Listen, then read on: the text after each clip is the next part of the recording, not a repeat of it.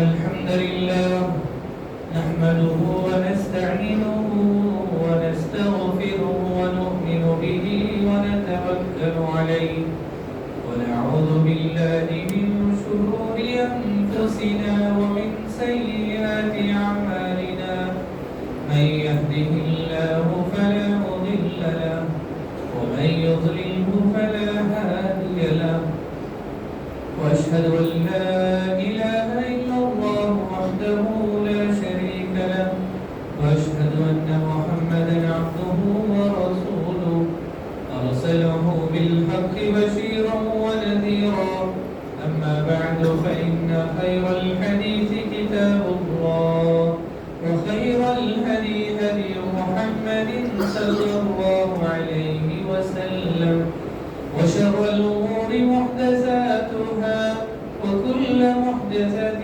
بدعة وكل بدعة ضلالة وكل ضلالة في النار. أعوذ بالله من الشيطان الرجيم. بسم الله الرحمن الرحيم.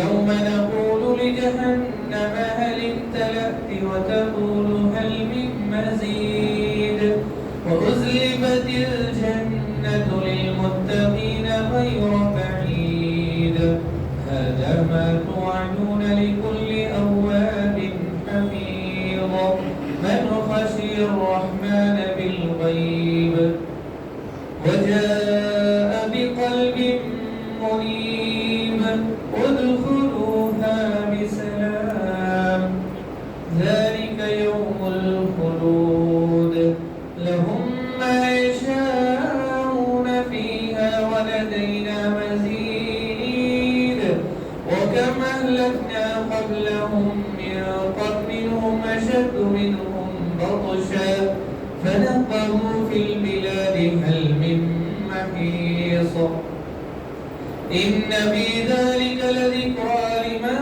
كان له قلب أو ألقى السمع وهو شهيد ولقد خلقنا السماوات والأرض وما بينهما في 6 أيام وما مسنا من لغوب فاصبر على ما يقولون وسبح بحمد ربك قبل طلوع الشمس وقبل الغروب ومن الليل فسبحه وأدبار السجود واستمع يوم ينادي المناد من مكان قريب يوم يسمعون الصيحة بالحق ذلك يوم الخروج إنا نحن نحيي ونميت وإلينا المصير يوم تشقق الأرض عنهم سراعا ذلك حشر علينا يسير نحن أعلم بما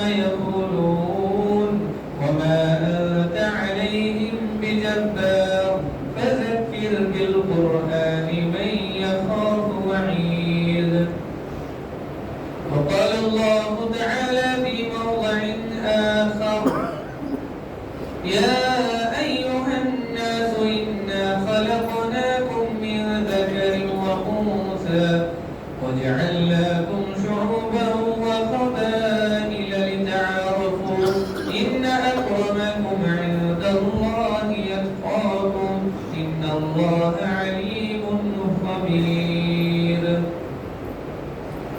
محترم برادران اسلام، عزیز نوجوانان ملت، بزرگوں، پردے کا اہتمام کرنے والی عفت ماں، پاک دامن خواتین اسلام، ماں اور بہنوں اور پیارے بچوں، تمام تعریفیں، حمد و ثنا، بزرگی، بڑائی، کبریائی، عزت و عظمت، غلبہ اور دبدبہ اس اللہ رب ذوالجلال کے لیے لائق و زیبا ہے جس نے ہم تمام کو ایک عظیم مقصد کے لیے پیدا کیا اور ساری انسانیت کو مقصد زندگی سے آراستہ کیا. بعدہ درود و السلام نازل ہو تمام انبیاء اکرام علیہ السلام پر، بالخصوص نبی آخر الزمان محمد رسول اللہ صلی اللہ علیہ وسلم کی ذات مقدسہ مطہرہ پر. اللہم صلی وسلم علی نبینا محمد وبارک وسلم علیہ۔ معزز حاضرین جمعہ، آپ حضرات کے روبرو خطبہ روز مسنونہ کے بعد ایک آیت کریمہ تلاوت کی گئی، جس میں اللہ سبحانہ و تعالیٰ نے یہ فرمایا، اے لوگو، بے شک ہم نے تم کو مرد و عورت سے پیدا کیا اور ہم نے تمہیں قبیلوں میں بانٹ دیا تاکہ تم آپس میں ایک دوسرے کو پہچان سکو۔ بے شک اللہ کے نزدیک تم لوگوں میں سب سے زیادہ باعزت، مکرم اور افضل انسان وہ ہے جو اللہ سے ڈرتا ہے، اور بے شک اللہ تعالی علم رکھنے والا باخبر ہے۔ اور اللہ کے نبی علیہ الصلوۃ والسلام نے حدیث میں ارشاد فرمایا، کل المسلم علی المسلم حرام دمه ماله وعرضه۔ اللہ کے نبی علیہ الصلوۃ والسلام حدیث میں ارشاد فرماتے ہیں کہ ہر مسلمان پر ایک دوسرے مسلمان کی عزت کرنا، اس کے مال و دولت کی حفاظت کرنا، اس کے خون کی حفاظت کرنا اس کی عظیم ذمہ داری ہے۔ آج کے خطبہ جمعہ کا موضوع سخن ہے، عزت و شرافت کا حقیقی معیار کیا ہے۔ اس دنیا کے اندر بہت سارے ایسے لوگ چاہتے ہیں، بہت سارے ایسے افراد پائے جاتے ہیں جو یہ چاہتے ہیں کہ عزت، سربلندی انہی کو حاصل ہو۔ ان کی خواہش ہوتی ہے کہ لوگ ان کا احترام کرے، اچھی نظر سے دیکھے، ان کے بارے میں اچھا گمان کرے، ان کا خیال یہ ہوتا ہے۔ بس اوقات ایک انسان عزت کو پانے کے لیے کئی چیزوں کو قربان کر دیتا ہے، عزت پانے کے لیے عزت طلب کرنے لگتا ہے۔ کوئی آدمی عزت کو عہدہ و منصب میں تلاش کرتا ہے، کوئی آدمی مال و دولت کے ذریعے سے عزت کو تلاش کرتا ہے، کوئی آدمی دنیا کے کسی بھی منصب کے ذریعے سے تلاش کرنا چاہتا ہے۔ آئیے قرآن و حدیث میں اللہ سبحانہ و تعالیٰ نے، نبی صلی اللہ علیہ وسلم نے کیا بیان فرمایا، ہم جائزہ لیتے ہیں۔ کفار و مشرکین کی بات آتی ہے۔ کفار و مشرکین کیا چاہتے تھے؟ کہ وہ یہ چاہتے تھے کہ اس مال کی بنیاد پر ہمیں عزت حاصل ہو جائے۔ اللہ نے کہا، وَمَا أَمْوَالُكُمْ وَلَا أَوْلَادُكُمْ بِالَّتِي تُقَرِّبُكُمْ عِندَنَا زُلْفَىٰ، کہ مال یا اولاد تمہاری عزت کی سربلندی کا باعث نہیں بن سکتی۔ کفار مشرکین یہ ایسے تھے کہ وہ اللہ کے نبی کی ذات کو تکلیف پہنچاتے، صحابہ کو تکلیف پہنچاتے، اور یہاں تک کہ ان کو جان سے ہلاک کر دیتے۔ اللہ سبحانہ و تعالیٰ نے فرمایا کہ ان کی باتیں تم کو تکلیف پہنچاتی ہیں۔ وَلَا يَحْزُنْكَ قَوْلُهُمْ إِنَّ الْعِزَّةَ لِلَّهِ جَمِيعًا، ان کی باتوں کے ذریعے سے آپ رنجیدہ نہ ہو جائیے، غمزدہ نہ ہو جائیے۔ اگر کفار و مشرکین آپ کو تکلیف دینے والی باتیں کرتے بھی ہیں تو یاد رکھیے کہ بے شک عزت اللہ کے پاس ہے۔ اللہ جسے چاہتا ہے عزت کی دولت سے سرفراز کرتا ہے، دنیا کے اندر عروج عطا کرتا ہے، سربلندی عطا کرتا ہے، جس کے ذریعے سے لوگوں کے نزدیک اس کا مقام، مرتبہ اور بھی بڑھ جاتا ہے۔ جو انسان دین کی خدمت کرتا ہے، دین کی خاطر کوشش کرتا ہے، اس کے راستے میں آزمائشیں آتی ہیں، تکلیفیں آتی ہیں، صعوبتیں آتی ہیں۔ اتنا ہی نہیں، اس راستے سے بڑھ کر کوئی تکلیف دینے والا راستہ نہیں ہے، کیونکہ اللہ کے نبی صلی اللہ علیہ وسلم نے اپنے آنکھوں سے وہ ساری چیزیں دیکھ لی۔ جب اہل ایمان پر گامزن ہو گئے، ایمان پر ثابت قدم ہو گئے، تو ایمان قبول کرنے کی وجہ سے، اسلام کی دولت کو سینے سے لگانے کی وجہ سے اہل اسلام کو کئی چیزیں برداشت کرنی پڑی۔ راستے میں کانٹے بچھائے جاتے، کبھی کسی موقع سے جانی تکلیف پہنچائی جاتی، مالی تکلیف پہنچائی جاتی، اس کو بھی برداشت کیا کرتے تھے۔ أَيَبْتَغُونَ عِندَهُمُ الْعِزَّةَ الَّذِينَ يَتَّخِذُونَ الْكَافِرِينَ أَوْلِيَاءَ مِن دُونِ الْمُؤْمِنِينَ۔ کوئی یہ چاہتا ہے کہ کافروں سے دوستی کرنے کی وجہ سے انہیں عزت ملے گی، ان کے مال کی بنیاد پر، حسب و نسب کی بنیاد پر، خاندان کی بنیاد پر عزت ہرگز نہیں مل سکتی۔ اگر کوئی آدمی کسی کافر سے دوستی اس بنیاد پر کرتا ہے کہ وہ بڑا مالدار ہے، بڑا امیر ہے، بڑے عہدے والا ہے، دنیاوی اعتبار سے وہ بڑے ترقی پر ہے اور دنیا میں اس کا نام روشن ہے، فلاں ایم ایل اے ہے، فلاں ایم پی ہے، فلاں ہے، اس بنیاد کو رکھتے ہوئے کہ اگر میں اس سے دوستی کروں گا میرا نام بھی روشن ہوگا، میری عزت بڑھے گی، لوگ بھی میرا احترام کریں گے، فلاں ایم ایل اے سے تعلق رکھنے والا آدمی ہے، تو اللہ نے کہا أَيَبْتَغُونَ عِندَهُمُ الْعِزَّةَ فَلِلَّهِ الْعِزَّةُ جَمِيعًا۔ اگر یہ چاہتے ہیں کہ کافروں سے دوستی کی بنیاد پر انہیں عزت ملے گی، ہرگز نہیں مل سکتی۔ کیوں؟ عزت اللہ کے ہاتھ میں۔ وَتُعِزُّ مَن تَشَاءُ وَتُذِلُّ مَن تَشَاءُ۔ اللہ جسے چاہتا ہے عزت سے سرفراز کرتا ہے، عزت کی دولت سے مالا مال کر دیتا ہے، اور جسے اللہ تعالیٰ ذلیل و رسوا کرنا چاہے کوئی انسان اس کو عزت نہیں دے سکتا۔ کیوں؟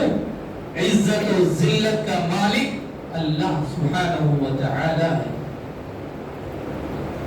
آپ حضرت بلال رضی اللہ عنہ کے بارے میں اچھی طرح جانتے ہیں۔ وہ امیہ بن خلف کے غلام ہیں، وہ حبشہ کے رہنے والے کالے کلوٹے نوجوان تھے۔ امیہ بن خلف ان کو اسلام لانے کی وجہ سے، اسلام قبول کرنے کی وجہ سے بہت زیادہ تکلیفیں دیتا تھا، ان کے سینے پر پتھر رکھ دیتا، گرم ریت پر لٹا دیتا، پیروں میں رسیاں باندھ کر بچوں کے حوالے کر دیتا، اور بچے ان کو مکے کے گلیوں میں لے کر گھومتے تھے۔ اس طرح توہین نامہ سلوک کیا جاتا تھا، اس طرح بے عزتی کی جاتی تھی۔ ایک مرتبہ حضرت ابو بکر رضی اللہ عنہ راستے سے گزر رہے تھے، امیہ سے کہا کہ میں ان کو آزاد کر دینا چاہتا ہوں، تو امیہ نے کہا اس نوجوان کو تم آزاد کرنے چاہتے ہو، اس کی تو کوئی قیمت نہیں ہے، اس کی کوئی ویلیو نہیں ہے، 10 دینار 10 درہم 10 ریال سے بھی بڑھ کر اس کی ویلیو نہیں ہے۔ جیسے ہی ابو بکر رضی اللہ عنہ نے ان کو خرید کر آزاد کیا، فوراً یہ کہنے لگے یاد رکھنا کہ اگر اس غلام کو خریدنے میں، آزاد کرنے کے لیے 1,00,000 درہم بھی لگ جاتے تو میں ضرور ان کو آزاد کرنے کے لیے اتنا روپیہ پیسہ خرچ کرتا۔ تو قربان جائیے وہ ہستی پر جنہوں نے حضرت بلال رضی اللہ عنہ کو آزاد کر دیا، کیونکہ انہوں نے اسلام قبول کر لیا۔ حضرت بلال رضی اللہ عنہ ایک ایسی ہستی گزری ہے کہ جنہوں نے اذان کو سب سے پہلی مرتبہ دیا، مکے کے اندر پیاری آواز، میٹھی آواز اور بلند آواز رکھنے والے حضرت بلال بن رباح رضی اللہ عنہ، حضرت عمر رضی اللہ عنہ کہتے ہیں کہ یہ ہمارے آقا ہیں، ان کے ذریعے سے اسلام کی آواز بلند ہوئی۔ تو یقین مانیے کہ حضرت بلال رضی اللہ عنہ نے جس دولت کو سینے سے لگایا تھا اس کی وجہ سے ان کی عزت میں اضافہ ہو گیا، وہ اسلام قبول کیے، اس وجہ سے اللہ نے ان کو روشن کیا۔ اتنا ہی نہیں، کئی صحابہ جنہوں نے اسلام کو سینے سے لگایا، اسلام کو جان سے زیادہ محبت کی، پیار کیا، تو اللہ نے اسی قدر ان کی عزت میں اور اضافہ کیا۔ تاریخ اٹھا کر دیکھیے، تاریخی صفحات میں آج بھی وہ چیزیں شاہد ہے، گواہی ہے کہ صحابہ کرام کی وہ قربانیوں کے نتیجے میں اللہ سبحانہ و تعالیٰ نے ان کا نام دنیا میں بھی روشن کیا۔ میں بھی روشن رہنے والا ہے.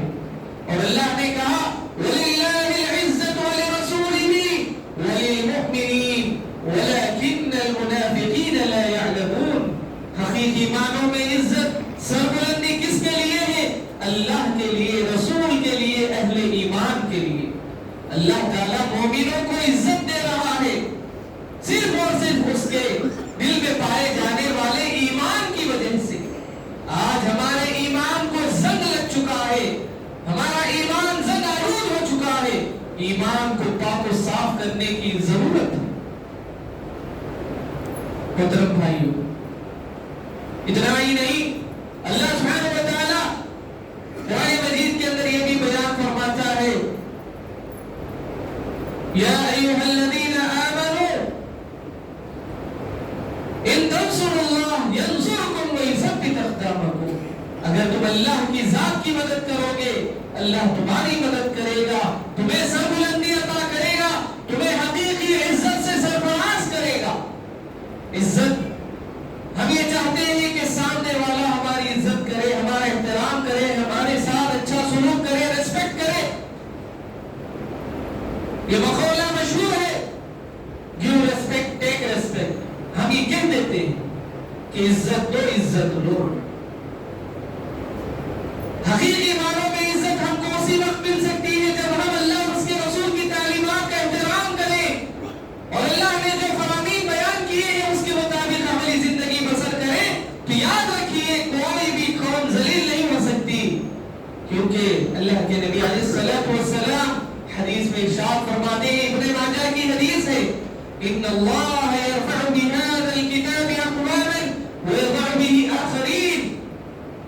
جو قوم بھی قرآن کے ساتھ عزت کرتا ہے، حقیقی معنوں میں قرآن کا احترام کرتا ہے، اللہ تعالیٰ قوموں کو عروج پر فائز کر دیتا ہے. اور جو قوم اس کے ساتھ توہین نامہ سلوک کرتی ہے، اللہ تعالیٰ ذلت، پستی اور خاری میں انہیں پھینک دیتا ہے. صحابہ کرام جب انہوں نے قرآن کو سینے سے لگایا، یقین مانیے کہ غزوہ احد کے اندر کتنے صحابہ، 70 صحابہ شہید کر دیے گئے. 70 صحابہ شہید کر دیے گئے. کیسے صحابہ؟ جو قرآن کے حافظ تھے، جو قرآن کے ماہر تھے، اچھے انداز میں، اچھی آواز میں قرآن کی تلاوت کرنے والے 70 صحابہ کرام فی سبیل اللہ شہید کر دیے گئے. جب ان کے تدفین کرنے کی باری آئی، قبر میں رکھا جانے کا مسئلہ آیا، تو اللہ کے نبی صلی اللہ علیہ وسلم نے صحابہ کے بارے میں معلوم کیا، کہا کہ ان میں سے جو قرآن کے حافظ ہو ان کو اوپر رکھا جائے. اللہ کے نبی اس قدر احترام کرتے تھے، ان کو وہ عزت دیتے تھے، ان کا وہ مقام رکھتے تھے. اور حضرت عمر بن سلمہ رضی اللہ عنہ بیان کرتے ہیں کہ اللہ کے نبی صلی اللہ علیہ وسلم نے مجھے اپنے قوم کے لوگوں کا امام اس وقت بنایا جبکہ میں عمر میں 7 سال کا تھا. میری عمر 7 سال کی تھی تو اللہ کے نبی نے میرے قوم کے لوگوں کا مجھے امام بنایا، کیونکہ میں قوم کے لوگوں میں سب سے زیادہ علم رکھنے والا، حفظ کرنے والا، قرآن کے بارے میں جانکاری رکھنے والا تھا. تو یاد رکھیے جو قوم قرآن کے ساتھ عزت کرتی ہے، جو مقام اس کو دینا چاہیے وہ مقام اس کو دیتی ہے، اللہ تعالیٰ سربلندی کے مقام پر پہنچا دیتا ہے. اور جو اس کے ساتھ بدترین سلوک کرتا ہے، اللہ تعالیٰ اسے بھی ذلیل و خوار کر دیتا ہے. ایک مرتبہ کا واقعہ ہے کہ حضرت عمر رضی اللہ عنہ جا رہے تھے راستے سے، مسلمانوں نے فلسطین کو فتح کر لیا اور وہاں پر صلح کرنے کے لیے جا رہے تھے، کمپرومائز کرنے کے لیے جا رہے تھے، صلح نامہ لکھنے کے لیے جا رہے تھے. وہاں کے لوگوں نے اس شرط پر ان کو مدعو کیا، دعوت دی، بلایا کہ آپ عمر رضی اللہ عنہ ہمارے پاس آ کر صلح کر لیں. تو اللہ کے حضرت عمر رضی اللہ عنہ خود بنفس نفیس چلنے لگے، وہاں پر اونٹ پر سوار ہو کر جانے لگے. راستے میں درمیان میں اتر کر اپنے جوتیاں کو، جو پیروں میں پہنے ہوئے تھے، بوٹ تھے، جوتیاں تھی، اپنے کندھے پر رکھ لیا اور اونٹ کی جو نکیل تھی اپنے گردن میں ہاتھ میں لے لیا. تو یہ دیکھنا ہی تھا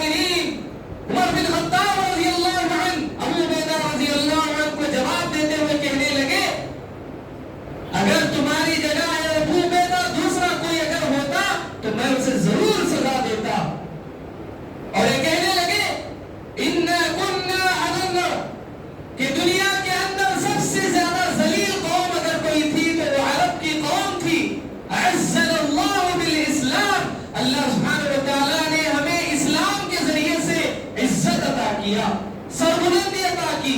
اسلام سے پہلے ہمارا نام و نشان نہیں تھا، جیسے ہی ہم نے اسلام کو سینے سے لگایا تو اللہ نے وہ مقام دیا، وہ مرتبہ دی، وہ عزت دیا جو دنیا کے اندر کسی قوم کو نہیں ملا۔ عمر رضی اللہ عنہ وہ جلیل القدر ہستی تھی، اگر کوئی صحابی کوئی بات نازیبا کلمہ کہہ دیتے اپنے زبان سے، کوئی نہ کہنے والا کلمہ جملہ بول دیتے تو فوراً ٹوکتے اور کہتے کہ اللہ نے ہمیں عزت اور سربلندی عطا فرمائی۔ اور معزز حاضرین، اتنا ہی نہیں، آگے بڑھے تو اللہ سبحانہ و تعالیٰ قرآن میں یہ بھی بیان فرماتا ہے کہ دنیا کے اندر لوگوں کو عزت اور سربلندی ملتی ہے وہ قرآن اور اسلامی تعلیمات کو کما حق کو پہچانے اور اس پر عمل کرنے کی وجہ سے۔ جیسے قرآن پر عمل کرنا چاہیے، ویسے اگر قرآن پر عمل کیا جائے، یقین مانیے کہ اللہ تعالیٰ دنیا میں بھی عزت دے گا اور آخرت میں بھی عزت اور سربلندی سے نوازے گا۔ آج دنیا کی سب سے ذلیل اگر کوئی قوم مانی جاتی ہے لوگوں کی نظروں میں، یہ اور بات ہے کہ اللہ نے مومنوں کو عزت دی، مسلمانوں کو عزت دی، لیکن دنیا کے لوگوں میں مظلوم اگر کوئی قوم ہے، دنیا کے لوگوں میں بدترین اگر کوئی قوم مانی جاتی ہے آج کے عصر حاضر میں، آج کے زمانے میں، وہ مسلمان ہیں۔ کیونکہ ہر وقت، ہر آن، ہر لمحہ، ہر گھڑی موضوع کوئی ٹاپک چلتا ہے، کرنٹ ٹاپک وہی مسلمانوں کا ہوا کرتا ہے۔ در بدر کی ٹھوکریں مسلمان کھا رہے ہیں، ہر طرف سے مسلمانوں کو بدنام کیا جا رہا ہے، ہر طرف سے مسلمانوں کو ٹارگٹ اس لیے کیا جا رہا ہے کہ مسلمانوں نے جو اللہ کی دی ہوئی عزت تھی اس کو فراموش کر دیا، جو اللہ نے مسلمانوں کو قوت دی، جو طاقت دی، جو ہمت دی، جو حوصلہ دیا، جو سربلندی تھی، اس کو مسلمانوں نے مٹا دیا۔ آج قرآن کے ساتھ ہمارا جو تعلق ہے، شریعت کے ساتھ جو ہمارا تعلق ہے، دستور جو قرآن نے ہمیں دیا ہے، اس کو ہم نے سرے سے فراموش کر دیا۔ معزز حاضرین، اور ہمیشہ یہ یاد رکھنا چاہیے، اللہ کے نبی صلی اللہ علیہ وسلم نے حجۃ الوداع کے موقع پر، خطبہ حجۃ الوداع کے موقع پر یہ فرمایا، لا فضل لعربی علی عجمی ولا لعجمی علی عربی ولا لاسود علی احمر ولا لاحمر علی اسود فضل الا بالتقوى، کہ عرب والے کو عجمی پر اور عجمی کو عربی پر، کالے کو گورے پر، گورے کو کالے پر فضیلت نہیں مل سکتی الا بالتقوى۔ اگر فضیلت ملتی ہے تو صرف اور صرف تقوی کی بنیاد پر ملتی ہے۔ جو بندہ جس قدر متقی ہوگا، پرہیزگار ہوگا، اللہ سے ڈرنے والا ہوگا، اللہ تعالیٰ اس انسان کو اسی قدر عزت دے گا۔ ہم جانتے ہیں مسجد کے باہر ایک خاتون تھی، اللہ کے نبی کے زمانے میں ایک خاتون تھی جو مسجد کی خدمت کیا کرتی تھی، کالی کلوٹی، بدصورت تھی، اس کی شکل و صورت اتنی کالی تھی کوئی اس کا احترام نہیں کرتا تھا، لیکن اس کے اندر ایک خاصیت تھی کہ وہ اللہ کے گھر کی خدمت کرتی تھی، مسجد کی خدمت کیا کرتی تھی۔ ایک رات اس کا انتقال ہو جاتا ہے، صحابہ کرام نماز جنازہ ادا کر کے اس کو تدفین کر دیتے ہیں، اور اللہ کے نبی صلی اللہ علیہ وسلم کو اطلاع نہیں ملتی۔ اللہ کے نبی صلی اللہ علیہ وسلم کو اطلاع ہوتی ہے، اس کو نہیں پاتے ہیں تو فوراً صحابہ سے پوچھتے ہیں کہ یہ کہاں گئی؟ تو صحابہ کہتے ہیں کہ آپ کو آرام کرنے کا وقت تھا، اس لیے ہم نے آپ کو تکلیف دینا مناسب نہیں سمجھا، اسی لیے ہم نے اس کو تدفین کر دیا، نماز جنازہ پڑھ کے اس کو دفنا دیا۔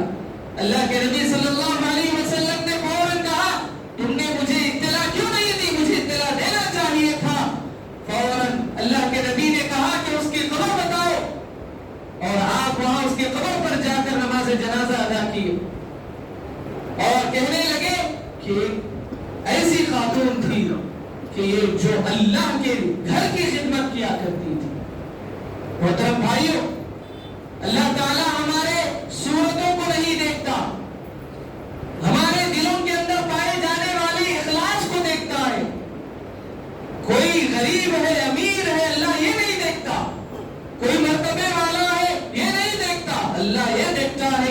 جذبے کے ساتھ، کس حوصلے کے ساتھ اور کس تڑپ کے ساتھ بندہ دین کی خدمت کرتا ہے۔ مسجد کی صفائی کرنا صرف مؤذن کی ذمہ داری نہیں ہے، بلکہ یہ اللہ کا گھر ہے۔